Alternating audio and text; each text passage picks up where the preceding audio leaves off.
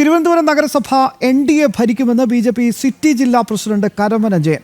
തെരഞ്ഞെടുപ്പിനായി party പൂർണ്ണ സജ്ജമാണ്. പ്രമുഖ നേതാക്കളെ ഉൾപ്പെടുത്തിയുള്ള പട്ടിക ഉടൻ പ്രസിദ്ധീകരിക്കുമെന്നും അദ്ദേഹം വ്യക്തമാക്കി.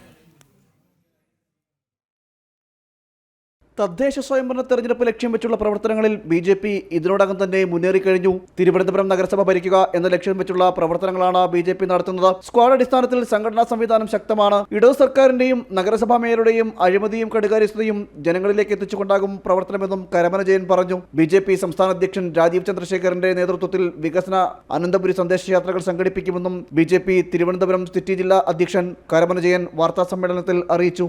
BJPയുടെ സംസ്ഥാന അധ്യക്ഷൻ നേതൃത്വം കൊടുക്കുന്ന പദയാത്ര, വിവിധ പദയാത്രകൾ ആരംഭിക്കുകയാണ്. നവംബർ 5 മറ്റന്നാൾ നിയമനിയോജക മണ്ഡലത്തിൽ സംസ്ഥാന അധ്യക്ഷൻ രാജീവ് ചന്ദ്രശേഖറുടെ നേതൃത്വത്തിലും ഈ പദയാത്ര എന്ന് പറയുമ്പോൾ വികസിത അനന്തപുരി സന്ദേശ പദയാത്ര എന്ന പേരിലാണ് നടത്തുന്നത്. മേയർ സ്ഥാനാർത്ഥിയെ ഉയർത്തിക്കാട്ടിയുള്ള UDF പ്രചരണത്തെ ഗൗരവമായി കാണുന്നില്ലെന്നും മത്സരം NDAയും LDFും തമ്മിലാകുമെന്നും കരമന ജയൻ കൂട്ടിച്ചേർത്തു. തിരുവനന്തപുരം നഗരത്തിലെ UDF, കോൺഗ്രസിൻ്റെ നേതൃത്വത്തിലുള്ള UDF ഒരു വെല്ലുവിളിയല്ല. ഞങ്ങൾക്കത് ഒരു വെല്ലുവിളിയായി ഞങ്ങൾ കാണുന്നില്ല.